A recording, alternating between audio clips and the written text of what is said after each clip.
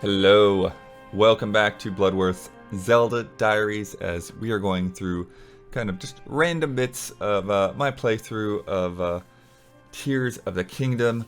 Not going to go through everything in the whole game. Not sure how many episodes we'll do before we kind of like space it out a little bit more or wrap it up or whatever.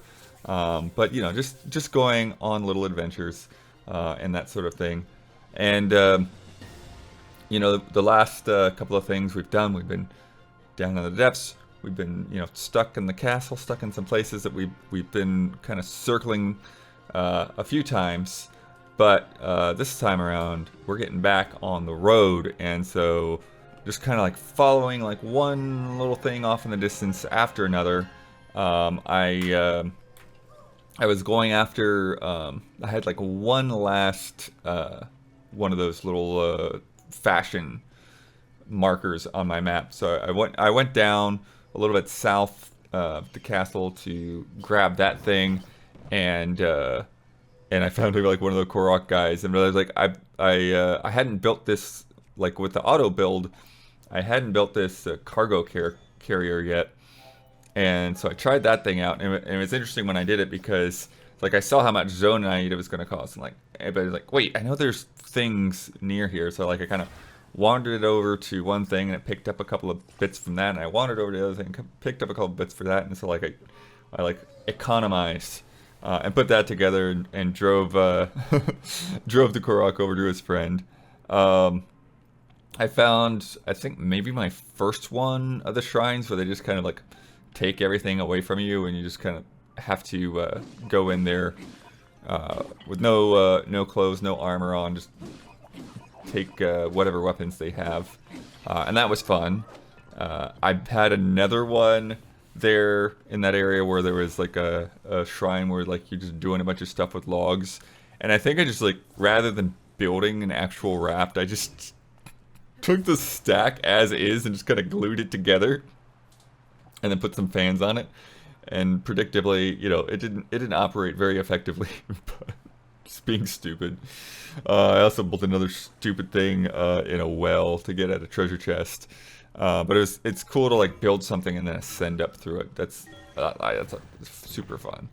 Super fun to do that. And I don't think I even took what was in the chest. It was just something kind of not really helpful. Ooh, this was fun. So I was fighting one of the battle taluses with the platforms on top and the enemies on top and stuff. And a thunderstorm kicked up during that fight. And so what I did is I used Ascend to get up near its weak point. And then I just dropped a metal bow next to the rock for the talus's weak point. It got off of there real quick and let lightning hit it, and that was super satisfying. Right after that, too, it was so random because I was just like, I got the you know, the cutscene pop up that you found a Korok, and I'm like, I did? Where was he? Because I guess what I think it was is, you know, some of the Koroks that are out there, you find them by like smashing like a little gourd, right? The little dry gourds or whatever. I think the thunderstorm just randomly hit that gourd. It wasn't even that close to where I was. I mean, it was general vicinity, you know, but it's like, it was like on the other side of a wall in like Hyrule Castle Town or whatever. And like, there it is. You found a Korok. Oh, this is fun too. I had been thinking of this for a while, but I kept forgetting. But like, I took a Lizalfos tail and I like fused it to a weapon, and it like created like a whip. And that was fun. I've been using a couple of those whips now. It's part of my loadout. And then I started I started heading up the road north, because there's a shrine that was like right next to the castle, so I headed up that way. And one of the shrines I came across had like a recall puzzle with the ball switches things. You know, the ball goes into a little hole or whatever. And so that was neat because it's basically you timed it out so that like, okay, you put the ball in the hole, and then take it out, put the ball in the next hole, and then take it out, and then run over to where the doors are, and then rewind it so that you can go through the doors. That was a really cool one. And then I was just sort of, like, I didn't even record all of this, but I was just kind of like following like one little thing after another, like a little cave here, a little this there, a little that there. And then, you know, I saw that there was a stable nearby, and so I go over to the stable, and I didn't even like get to unlock the stable because then I saw the little balloon or whatever for the guy that sells that takes all the monster parts and does the whole monster exchange thing. Kilton, I think his name is, and go over there, and you get introduced to his brother Colton, who's like wants to be a Satori or whatever, wants to be like this mystical creature, and he is the guy that collects all of the little gems that you get from the bubble frogs in the caves. And so I gave him the first one of those, and it was the same thing as Hestu. The game has a little bit of a habit of this. Like with Hestu, like Hestu took one Korok seed and then booked it back to Lookout Landing, and now I've got like a ton of these bubble gems, but Kilton just kind of he took off, and then his brother is like, "Yeah, find me at Terrytown, and I'll give you a hint to where he's at next." I'm like, "Okay." a little chase him down, I guess, sometime. I wasn't quite ready because he's like out. He's going to like Akala or no, he's going to Terrytown, which is in Akala. But anyways, haven't been to Terrytown yet. So when we get there, I guess we'll find Colton, and we'll get that hint to where to give them more bubble gems. And anyways, I went in the cave that they came out of,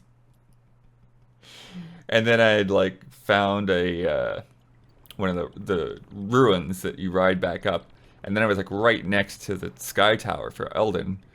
So I went over to that to like open up that bit of the map, and that the door had closed because the cap had come off or something like that. So I had to ride another rock back up, dive into the tower, and unlock that tower. And I put screenshots on my Twitter of this one because it was gorgeous.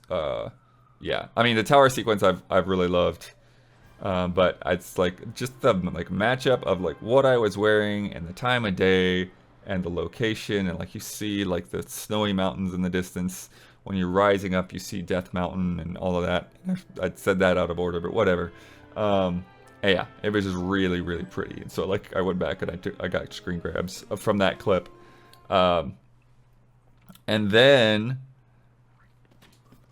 that led me up to some Sky Islands with some fun things going on there, like constructs in there, like riding some of the mine carts. And so I was like fighting one guy, and another guy just rolls up on a mine cart and is like, "Hey!" I'm like, "Whoa, hello." You know, fought him too. Found another one of those old maps up there. Was using Fire Sword for the first time because I really hadn't messed around too much with that. With like using the gems to make like you know, like magic weapons, and so that was pretty good. Found another Sage's Will, which still not sure what the heck that was about. What are Sage's Wills? I don't know. But cool, got another one. Yeah, and then back down to that stable. I don't have a clip of this, but yeah, there's some stuff going on around there. Yeah, because I think what I'd seen to get me to the stable was another one of the fairy flowers, and then she's like, "I really want to hear a violin." And then I got down to the stable and I saw the violinist, but then the violinist wants me to go to the newspaper, and I haven't been over to the newspaper yet. So I'm like, I gotta get over there. Also, when I slept at the stable, I did the thing with the dream and the horse god telling you to go to Akala. Yeah, that's where the Akala thing came up. So I gotta go over there sometime. But yeah, back to the sky. While I was up in the sky and doing all that stuff, I came across a shrine that has the first experience with lava And then the hydrants. I didn't expect this, but like with the fire hydrant things, you spray them on the lava, and then it creates like these like little stone platforms. So some fun puzzles there. There was one I was kind of being like, I could have probably done it a little easier. I could have just built a bridge again, right? But I was just like, let me just see. It was like flowing, and I kept dying, just trying to get across without actually sticking anything together. But that was fun. And I looked down, and there was a flame Gleeok flying around. And I'm like, no, I'm not gonna mess with that. Yeah, watch out for him. But I saw another tower, and I was like, I could get to that one. And there was this one of those weird platforms there with some balloons attached to it, and then I stuck a rocket on it to kind of get some forward momentum. Rode that thing about as far as I thought I needed to go, and hopped off, got over to where that next tower was, and then there's just like all of this like sludge, they call it. It's like gunk, sludge, whatever, but they call it sludge. And there's a guy there by the tower who was trapped in the sludge, and I cleaned him off, and then I like took my little fire hydrant, spraying as much sludge as I could, like Super Mario Sunshine. And then got I think there might have been sludge on the door or something like that, but I got into the tower, and then when I shot the tower up, there was one of those sphere things there, and so I flew over into that sphere because I was curious. I was like, what the heck are these spheres?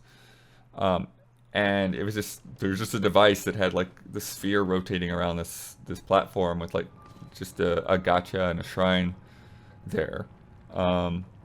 Did that, and then in the shrine there was a treasure chest that was really high up, and I couldn't figure out what they wanted me to do with it. So what I did was I just like took like 2 of those little flatbed carts, and I like figured out how to do like the recall elevator trick towards like you get one high up, and then you grab the other one, and then you get it high up until you're eventually high enough to get to the platform, get to the treasure chest. And then, sorry, this one feels like a little bit more scattershot and random, but anyways, we're getting to the point. One little random thing to the next little random thing to the next little random thing. I've been, kind of drifting my way to the northeast without even really paying attention. And so I fly a little glider over there, and then I follow like one of the Korok things that you have to dive for, and I dive, and I look down, and I'm like, that's Zora's domain. Zora's domain is right here. So I guess I was gonna go to Rito first, but I guess we're doing Zora's domain now. We're here. Let's do it. It's time for a main story quest. So that will be next time. We're going to get into some main story stuff next time. So if you haven't been there yet, be aware. We're going to get to spoiler territory for sure. Thank you for watching.